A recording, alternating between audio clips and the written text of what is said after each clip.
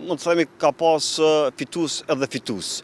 Por tash kjo është në vijat të trashëm. Në vijat të holla ka pas parti që kanë pas një lëvizje mas signifikante, parti që kanë pas po themi një stabilitet, dhe parti që kanë stagnuar aty ku kanë qenë edhe para këtyre zgjedhjeve. Që i bie Lidhja Demokratike ka një stabilitet, sa i përket komunave dhe asambleve. Partia Demokratike ka një rritje nëpër asamble, por një rënje të lehtë në nivel komunave. Vetëvendosja ka një rritje të lehtë në nivel të komunave. Pra për herë të parë ka 7 komuna që i ka pas 4, edhe para vitit 21 ka pas vetëm 2 komuna, pra ka një rritje signifikante se përket shtrirjes gjeografike të udhëheqjes së komunave nga partia vetëvendosjes. Pra një farë mënyre të gjitha nga pak kanë fituar, po varësisht se cila parti se si do me interpretu.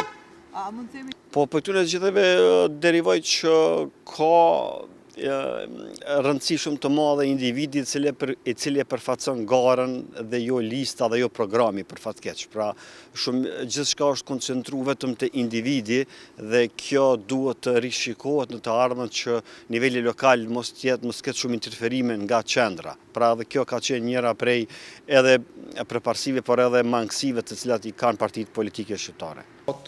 U zhvillu mirë, pat kulturë të lartë qytetarëve në procesin e votimit dhe nuk pati ndonjë problem i cili kishte me e cenu integritetin edhe këtë procesin zgjedhor. Për më tepër edhe rezultatet e zgjedhjeve për kryetarët e komunave